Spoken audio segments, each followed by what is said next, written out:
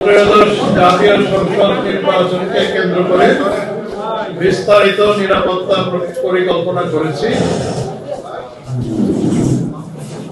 এটা করতে গিয়ে আমরা আমাদের অতীত অভিজ্ঞতা, এখন বিভিন্ন অংশীদারদের পরামর্শ এবং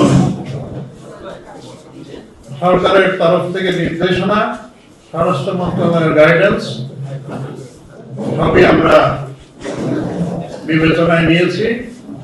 আমাদের নিরাপত্তা ব্যবস্থা মূলত 3 ধরনের হবে। নির্বাচন কেন্দ্র ৪২,৭৮৯-তে প্রতি কেন্দ্রে আমরা স্ট্যাটিক ফোর্স কিংবা স্থির ফোর্স থাকবে প্রহরা এবং পরিচালনার জন্য।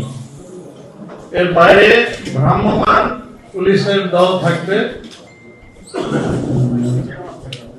এবং জরুরি পরিস্থিতি মোকাবেলার জন্য আমরা স্ট্রাইকিং পুলিশ ফোর্স বিভিন্ন জায়গায় নিয়োজিত করব।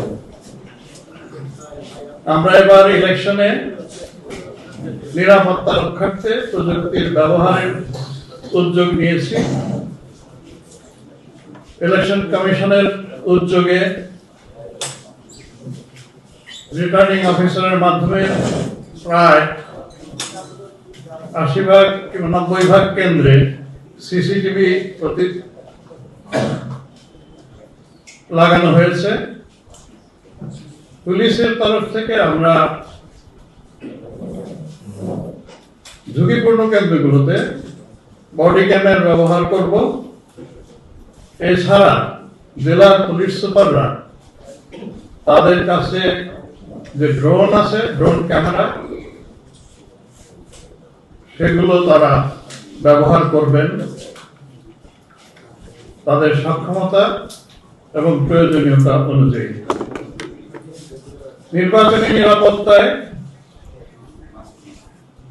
নিয়োজিত পুলিশের সংখ্যা হবে ১,৫৭,৮০৫। এর মধ্যে কেন্দ্রে স্ট্যাটিক ফোর্স থাকবে ৯৩,৩৯১, বাকিরা মোবাইল এবং স্ট্রাইকিং ফোর্স।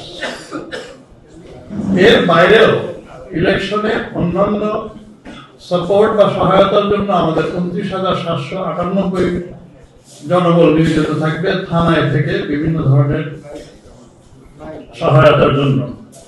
এটা যদি আমি হিসাব করি তাহলে পুলিশের নিরাপত্তা পরিকল্পনায় মোট মোতায়েন হবে ১,৮৭,৬০৩ জন পুলিশ সদস্য।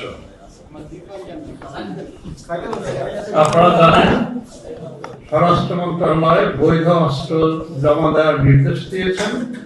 সেই হিসাবে আমরা এখন পর্যন্ত ২৭,৯৯৫টি লাইসেন্সকৃত অস্ত্র থানায় জমা নিয়েছি।